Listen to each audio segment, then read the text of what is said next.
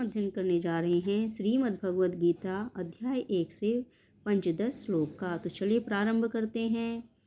पांचजन्यम हृषिकेशो देवदत्तं धनंजयः पौंड्रुदधम्मो महान संख्य भीमकर्मा वृकोदरः।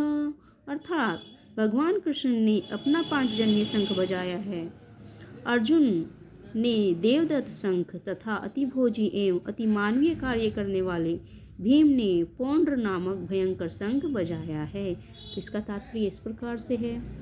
इस श्लोक में भगवान कृष्ण को हृषिकेश कहा गया है क्योंकि वे ही समस्त इंद्रियों के स्वामी हैं। तो समस्त इंद्रियों के स्वामी किसको बताया गया है?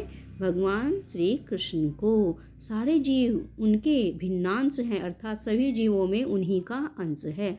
अतः जीवों की इंद्रियां भी उनकी इंद्रियों के अंश हैं। तो हम जितने भी जीव हैं सभी किसके अंश हैं? श्री कृष्ण के। चूँकि निर्विशेषवादी जीवों की इंद्रियों का कारण बताने में असमर्थ हैं, इसलिए वे जीवों को इंद्रिय रहित या निर्विशेष कहने के लिए उत्सुक रहते हैं। भगवान समस्त जीवों के हृदयों में स्थित होकर उनकी इंद्रियों का निर्देशन करते हैं, किंतु वे इस तरह निर्देशन करते हैं कि जीव उनकी शरण ग्रहण कर ले। और विशुद्ध भक्त की इंद्रियों का तो वे प्रत्यक्ष निर्देशन करते हैं। यहाँ कुरुक्षेत्र की युद्ध भूमि में भगवान कृष्ण अर्जुन की दिव्य इंद्रियों का निर्देशन करते हैं, इसलिए उनको हृषिकेश कहा गया है। भगवान के विविध कार्यों के अनुसार उनके भिन्न भिन्न नाम हैं। उदाहरणार्थ उनका एक नाम मधुसूदन है क्योंकि उन्होंने मधु नाम के असुर को मारा था।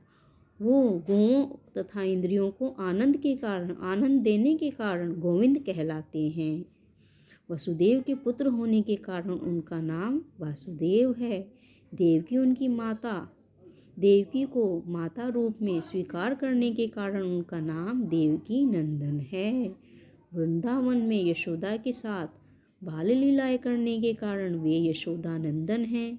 अपने मित्र अर्जुन का सारथी बनने के कारण पार्थ सारथी हैं।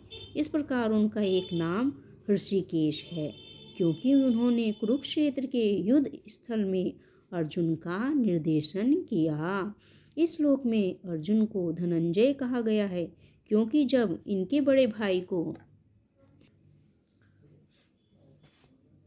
विभिन्न यज्ञ संपन्न करने के लिए धन की आवश्यकता हुई थी तो उसे प्राप्त करने के लिए इन्होंने सहायता की थी। इसी प्रकार भीम वृकोदर कहलाते हैं क्योंकि वे अधिक खाते हैं। उसी प्रकार वे अतिमानवीय कार्य करने वाले हैं, जैसे हिडिंबा का वध। अतः पांडवों के पक्ष में श्री कृष्ण इत्यादि विभिन्न व्यक्तियों द्वारा विशेष प्रकार के शंखों का बजाया जाना युद्ध करने वाले सैनिकों के लिए उत्पन्न प्रेरणाप्रद था। विपक्ष में ऐसा कुछ न था। न तो परम निदेशक भगवान कृष्ण थे और न ही भाग्य की देवी श्री थी, श्री अर्थात लक्ष्मी। अतः युद्ध में उनकी पराजय पूर्व निश्चित थी। शंखों की ध्वनि मानो यही संदेश दे रही थी। तो तीनों के शंखों का बजाना तो ध्वनि का संकेत क्या था कि युद्ध में कौरवों की पराजय निश्चित है। आशा करती हूँ श्लोक आपको पसंद आया होगा।